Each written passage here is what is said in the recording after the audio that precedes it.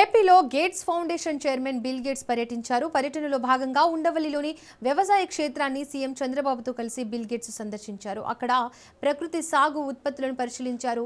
రాష్ట్ర వ్యవసాయ రంగంలో అవలంబిస్తున్న ఏఐ సహా ఇతర సాంకేతిక విధానాల గురించి అధికారులు వివరించారు. డ్రోన్ల సాయంతో పంటల్లో పీడలు నివారిస్తున్న తీరును స్వయంగా పొలంలోకి వెళ్లి తిలకించారు. అనంతరం అక్కడ రైతులతో మాట్లాడారు. అనంతరం వారు తెచ్చిన వంటలను రుచి చూశారు.